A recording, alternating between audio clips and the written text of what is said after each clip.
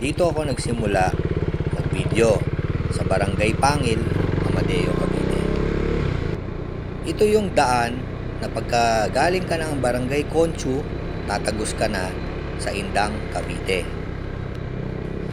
Kakaunti lang ang dumadaan dito, saka medyo malamig at may twisties ng konti. At dito, madadaanan natin ang Bonifacio Shrine. Ayan, natatanaw na natin sa kanan natin. Yan yung Bonifacio Shrine dito sa Barangay Limbon.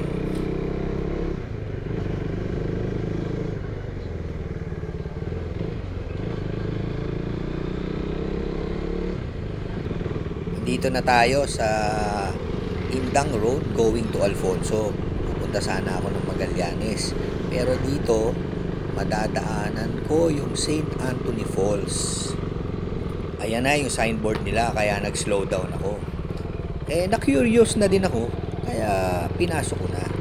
So, eto, may konti siyang uncemented road, pero kapraso lang ito.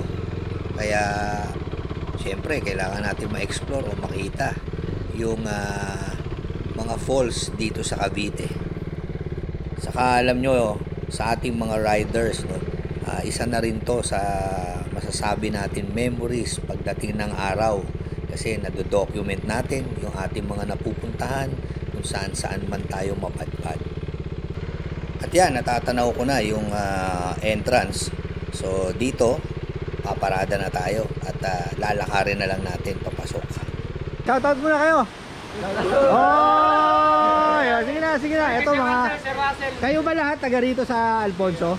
Indang po ito, Indang. Indang. Ay, sorry, Alfonso. Indang pa pala to. Tambong Malaki. So, may nadaanan po kasi ako on the way to Alfonso town proper, papuntang Magallanes. St. Anthony Falls, di ba?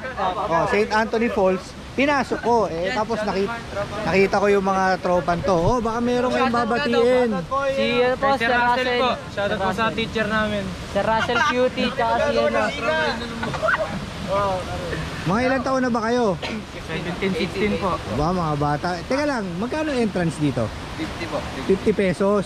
Tapos yung cottage yan, yung kasama na yan, libre na? Hindi po. Magkano naman pagka uupahan nila yon?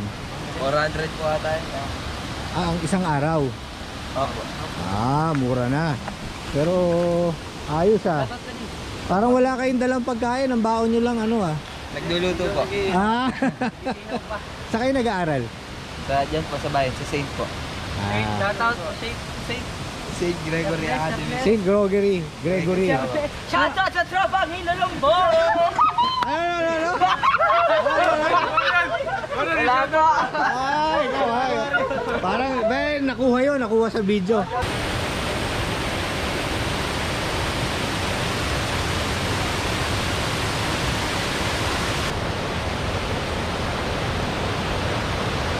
Maganda tong yung sa kali kanina, yung nakita nyo, kapraso lang pagpasok.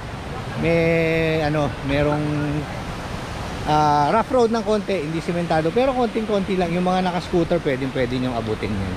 So, ito yun yung makikita nyong view, di ba? Pwede kayo mag-relax dito, budget meal. Alright? Anong barangay to? Tambong Malaki po.